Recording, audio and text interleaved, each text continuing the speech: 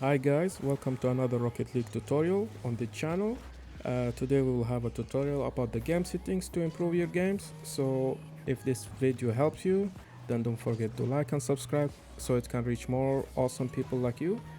Thank you so much, and let's begin the video with Coach Punch.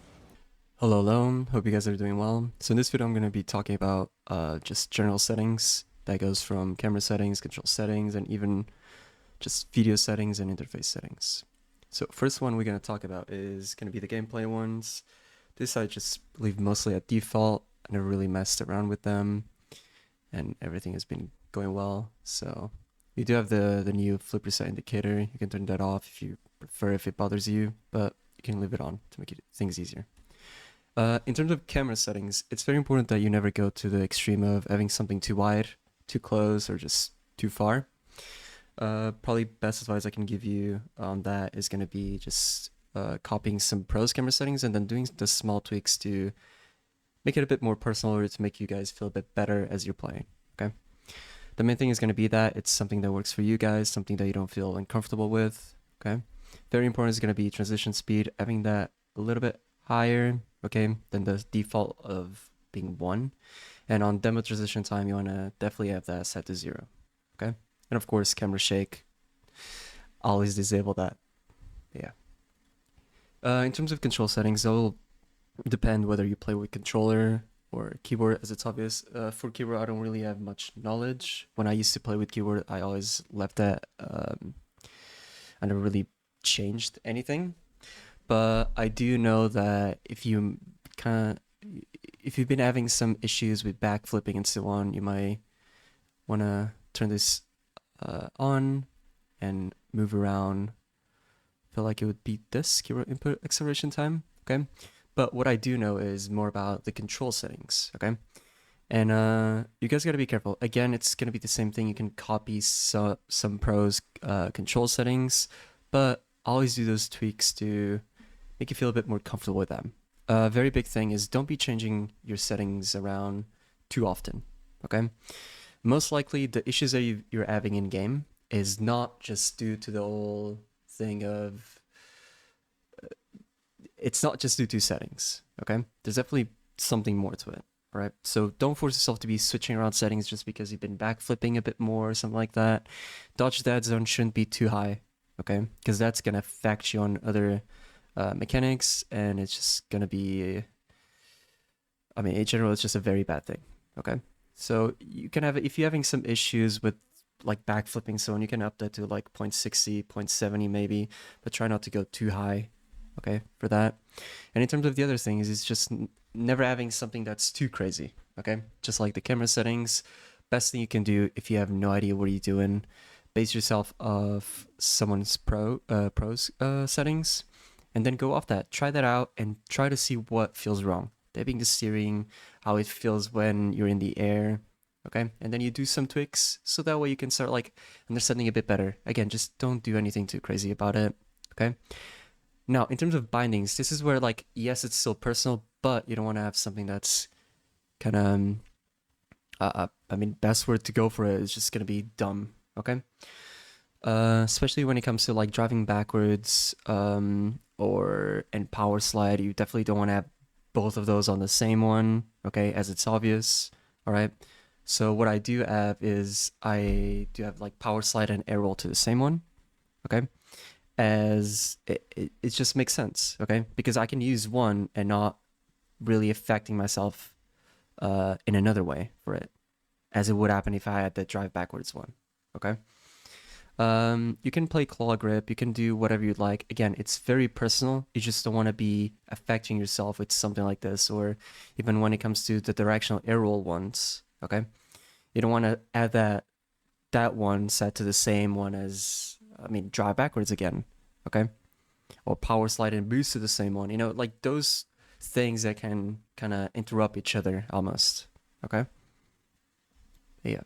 Besides that, in terms of which air roll to use, I think a lot of people are going to have that question. Mostly it's going to be personal preference, but it's very important that you understand that the normal air roll, even though it's super useful, I mostly use normal air roll, okay? Directional air roll tends to be a bit better and tends to be a bit more mainstream to use because it is a bit more, I don't want to say easier, but it's a more like a perfect movement, and it tends to be better, let's just say in general, okay?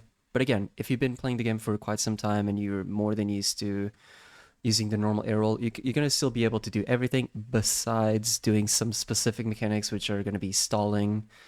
And another example is going to be breezy flick, for example. Okay, like the air roll, right? And that's why I have air roll rights for example, to be able to do those two mechanics that I just said. But yeah, it's not like I wouldn't be able to like rank up if I didn't have it binded. Okay, so don't get stuck on that idea that you need to learn those in order to like get up, let's just say. Okay. In terms of interface, so here is where you can kind of like change things around. It's kind of personal preference still. Okay, so in terms of this, again, it depends on your resolution and so on. I know some of you might have like some crazy gigantic monitors with crazy resolutions and everything is going to be like super huge. You can turn that down a little bit, but again, it's completely up to you. Now on nameplate scale, if you do struggle to see like your teammates, like name tag or not name tag, nameplate and so on, you can up these a little bit, okay? One thing I'm gonna tell you guys to change is gonna be this match notifications put to time updates only. So anytime you do like a little epic save or aerial shot and so on, you're gonna get like a little pop-up sound and all that. I think that's a bit distracting and annoying even, okay? But again, it's completely up to you guys. In terms of the settings that I'm going to be talking about more now, because we're going to get into video later and audio as well, it's more like a personal thing, okay? But it's something that I do believe and think that it's a bit better for gameplay-wise, okay?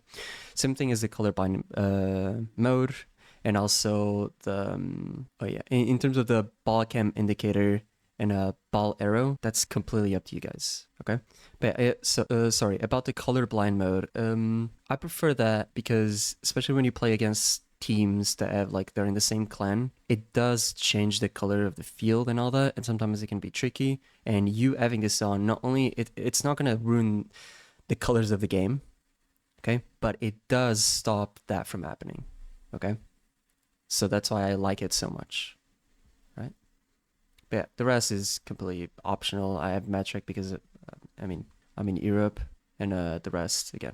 Sometimes I don't even use the ball cam indicator because it just looks cleaner, but you can use it in order to make it easier for you to see whenever you're on ball cam. But also the ball arrow is gonna come up whenever you are not in ball cam, so that's a way to tell. Okay, in video, resolution, it's gonna depend on which screen you have. Display mode, I have full screen because I think, it's not that I think, and I do feel it as well, that anytime I'm in borderless, even though it makes it alt tabbing so much easier, it's not as fluid, okay?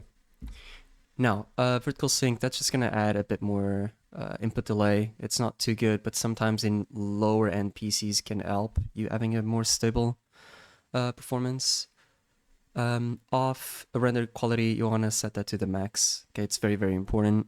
Here it's in custom because I've done some changes, as you can see. Frames per second, usually you wanna set that to the hertz of your monitor, or at least like one above, but it all depends on how your PC behaves. Because sometimes if you have it on unlimited, your PC is just basically rendering more frames, which can make it getting a little bit more hot, and then your fans are gonna be going crazy. And if you don't really want that sound, which I don't, that's why I have that set to 240, which is mine. But if you have it like 240 hertz and your PC is just like a beast and it doesn't really get too hot, you can have that to like a capped if you prefer, or even 360.